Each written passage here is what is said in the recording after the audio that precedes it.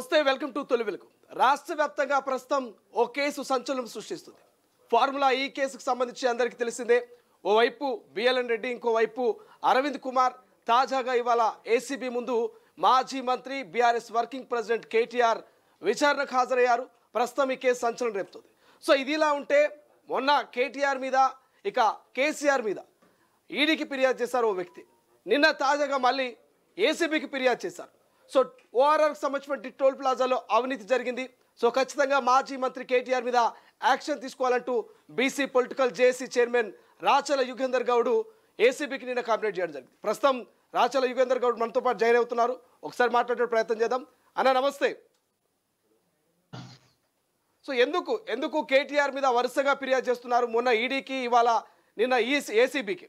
ఎందుకు కేటీఆర్ మీద, ఓఆర్ఆర్కి సంబంధించిన అవినీతి మీద రాచల యుగేందర్ గౌడ్ ఎందుకు వరుసగా కంప్లైంట్ చేస్తున్నాడు?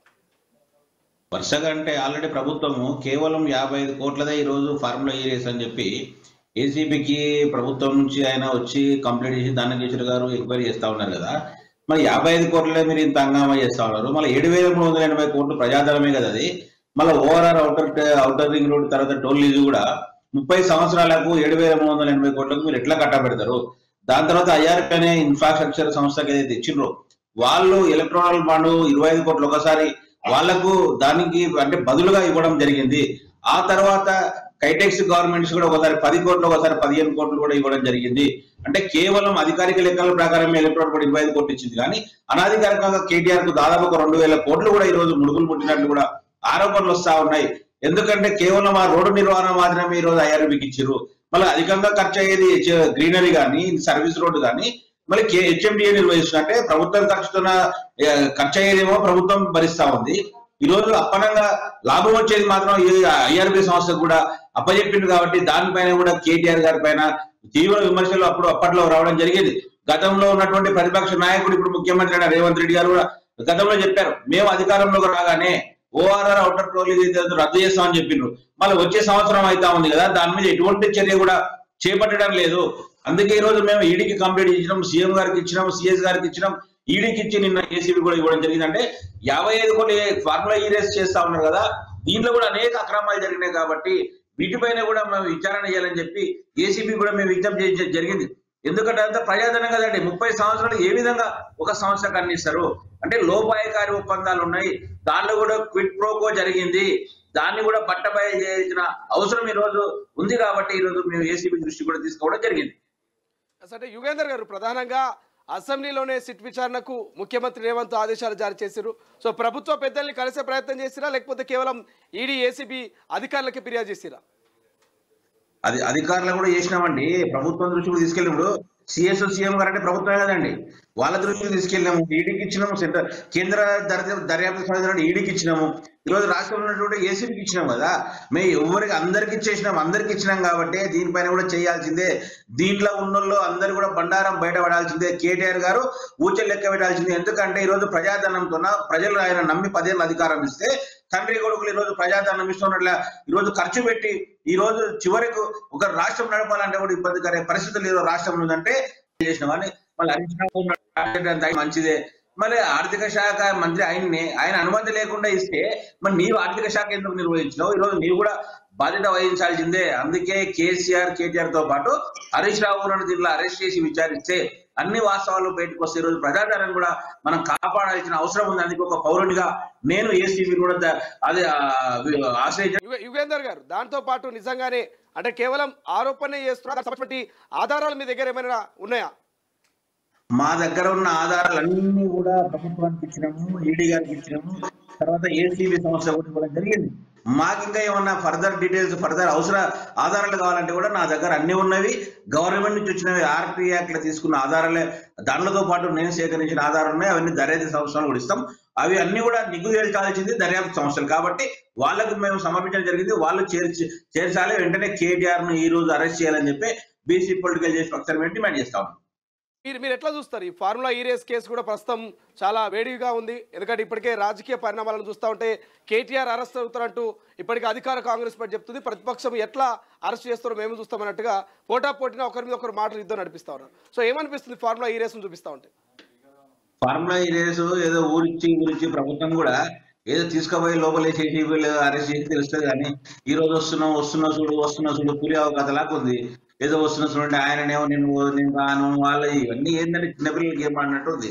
ఆయన ఏమైనా దేశోద్ధారి అక్కడ 7,380 కోట్ల ఫ్రాడ్ చేసి నేను రోజులు పెడతారా బయట తీసుకొచ్చి లోపల వేస్తే నీకు నిజాలు అక్కిస్తే అన్ని బయటకు వస్తాయి కదా. ఏదో ఆయన అంతగానే ఏంది దేశం వల్ల తల్లడిల్లిపోతుంది, ఆయన పోతే మళ్ళీ ఎట్లున్నానంటే రాష్ట్రం వల్ల కూడా ఏదో బీఆర్ఎస్ పార్టీ చాలా చెప్తుంది. 10 ఏళ్ళు ఈ రోజు ఒక చిన్న నా ఎక్స్పీరియన్స్ చెప్తా ఉన్నా. ఒక మీటింగ్ లా ఒక మాట్లాడేటప్పుడు మాస్క్ తీసి మాట్లాడతారు. ఆ మాస్క్ తీసి మాట్లాడిన కారణంతో ఈరోజు కేసు పెట్టించింది అక్రమంగా బీఆర్ఎస్ ప్రభుత్వం. ఈ రోజు బీఆర్ఎస్ ప్రభుత్వం నా పైన 22 కేసులు పెట్టింది. ఆనాడు ఎక్కడ పోయింది సిగ్గుచారం లేను. ఈ రోజు ఏదో గగ్గోలు పెడుతున్నారు కదా, మేము ప్రజల కోసం కొట్టిన మా పైన కేసులు పెట్టించింది కదా, ఇందిరా పార్క్ ధర్నా లేకుండా చేశారు కదా. ఈ రోజు మళ్ళీ ఏ ముఖం పెట్టుకొని ఈ రోజు మీరు మీ నాయకుడు అరెస్ట్ అవుతా ఉన్నాడు. ఖచ్చితంగా తప్పు చేసినోడు శిక్ష అనుభవించాల్సిందే, కటకటాల ఊచలు లెక్క పెట్టాల్సింది ఈ సందర్భంగా చెప్తాను. కానీ చావనైనా చస్తా కానీ తల మాత్రం వచ్చానంటున్నాడు కేటీఆర్. ఎందుకంటే కేసీఆర్ రక్తం ఇది అంటని చెప్తా ఉన్నాడు. ఎట్లా చూస్తారు? కేటీఆర్ ఏంటంటే రక్తము, కేసీఆర్ రక్తం ఇది, చావనైనా చస్తా కానీ తల వంచను అంటున్నాడు. రక్తం ఉండొచ్చు కానీ నా డ్రగ్స్ కు బానిస, రక్తం కూడా కలుషితమైందని చెప్పి మేము అనుకుంటా ఉన్నాం. ఎందుకంటే ఆయన డ్రగ్స్ కు బానిస అయ్యిండు, అది లేకుండా ఉండలేకపోతున్నది. మధ్యలో మా ముఖ్యమంత్రి గారు వచ్చిన తర్వాత డ్రగ్స్ దొరకనేయకుండా చాలా స్ట్రిక్ట్ గా అమలు చేస్తుంది కాబట్టి ఆయన డ్రగ్స్ దొరక తికటికి అవుతున్నాడు. కేసీఆర్ గారి రక్తం మంచిదే కానీ అంత కలుషితం అయింది కాబట్టి తయారైంది కేటీఆర్ గారు అని మేము అనుకుంటున్నాం. అండ్ దాంతో పాటుగా ఇక్కడ పెద్ద ఎత్తున మరి ఈ అంశానికి సంబంధించి మీరు ఏమైనా పెద్ద ఎత్తున ఉద్యమం లాగా ఏమైనా తీసుకురాబోతున్నారు? ఎందుకంటే ఈ పొలిటికల్ జేఏసీగా నాయకులు ఫస్ట్ మా ప్రయత్నంగా ప్రభుత్వానికి దర్యాప్తు సంస్థలకు ఇచ్చినాం. వాళ్ళు పట్టించుకున్నప్పుడు ఖచ్చితంగా మేము కూడా హైకోర్టును ఆశ్రయిస్తాం, సుప్రీంకోర్టును ఆశ్రయిస్తాం, అవసరమైతే సిబిఐతోకి వెళ్తాము, ప్రజా పోరాటం కూడా చేస్తాం. గల్లీ నుంచి ఢిల్లీ దాకా ఈరోజు పోరాటం చేసినా సరే ఈ రోజు బీఆర్ఎస్ నాయకులు చేసిన అక్రమాలపై బయటికి తీసే వరకు ఈ రోజు మా పోరాటం కొనసాగిస్తాం. ఇది రాజకీయ కక్ష అనుకోవాలా లేకపోతే ఎట్లా అనుకోవాలి?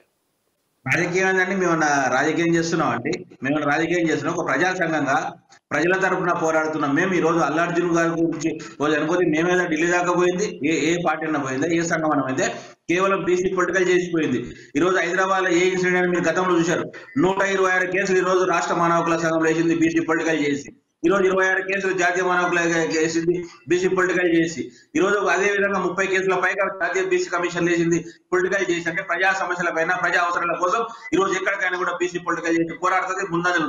ఈ రోజు కూడా నిన్న ఏసీబీలు వేసినాం, ఇవాళ కూడా స్నేహ చికెన్ దాని నుంచి ఇబ్బందులు అవుతుంటే ఇవాళ కూడా ఈ రోజు వనపర్తి నియోజకవర్గంలో పెబ్బేరు మండలం మన కంచిరాబాయల గ్రామంలో ప్రజల తరఫున ఈ రోజు పోరాడడానికి ఇవాళ కూడా వచ్చినాం. అంటే మాకు ప్రజా సమస్యల ముఖ్యం, ప్రజా సమస్యల పరిష్కారమే లక్ష్యంగా ఈ రోజు బీసీ పొలిటికల్ చేసి పనిచేస్తుంది. కానీ రాజకీయ కక్షతో ఏ రోజు పోదు.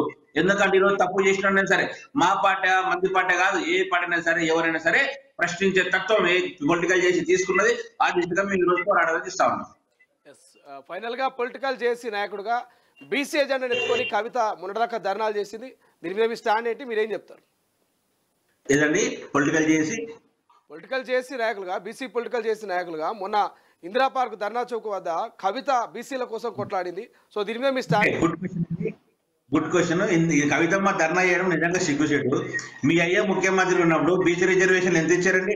సగానికి సగం 34% 17% చేసి మీ అయ్యే కదా. పంచాయతీరాజ్ చేసిన తక్కువ చేసింది మీ అయ్యే కేసీఆర్ కదా. ఈరోజు ఏదో కపట ప్రేమ చూసుకుంటూ ధర్నా చౌక్ లో ఉన్నావు. 10 సంవత్సరాల ధర్నా చౌక్ మళ్ళీ ఎందుకు తీసేసలేవు?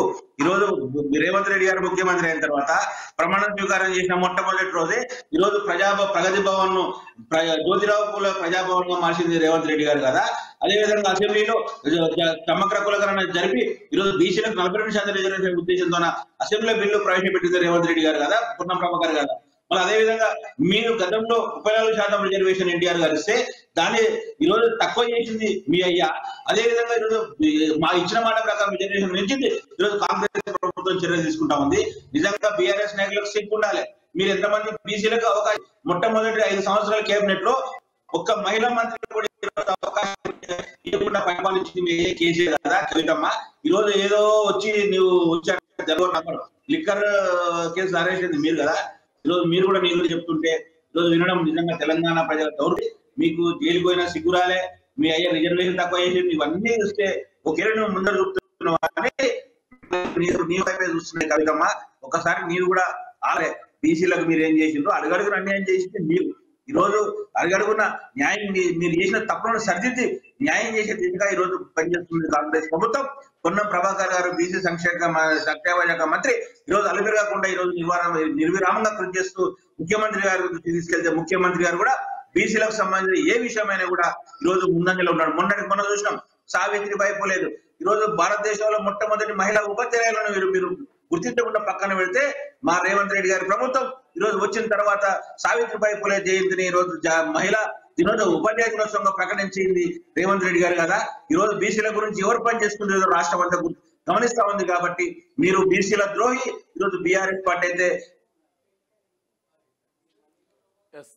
Thank you so much Yugender గారు. సో ఇది మొత్తం మీద అయితే కేటీఆర్ కు మరొక ఉచ్చు బిగుస్తున్నట్టు తెలుస్తోంది. నిన్న మొన్నటిదాకా కాళేశ్వరం, విద్యుత్ కొనుగోలు, ఫార్ములా ఈ రేసు, ఇక ఫోన్ ట్యాపింగ్ అనుకున్నాం. కానీ తాజాగా ఓఆర్ఆర్కి సంబంధించి టెండర్లో అవినీతి జరిగినట్టు ఇప్పటికే వరుసగా కంప్లైంట్లు అటు ఈడీకి ఇటు ఏసీబీకి ఫిర్యాదులు ఉంటున్నటువంటి నేపథ్యంలో కేటీఆర్కు మరొక ఉచ్చు బిగుస్తున్నట్టుగా తెలుస్తోంది. సో చూద్దాం మరి కేటీఆర్ విషయంలో ఏం జరుగుతుంది. ఇప్పటికే ఫార్ములా ఈ రేస్ కేసులో విచారణ ఉన్నటువంటి కేటీఆర్ మరో విచారణ ఎదుర్కొనేటువంటి అవకాశం ఉందా, ఏం జరగబోతున్నది? ప్రపంచంలో ఏ మూల ఏ క్షణం ఏం జరుగుతుందో వేగంగా తెలుసుకోవడానికి తొలి వెలుగు వాట్సాప్ ఛానల్ని ఫాలో చేయండి.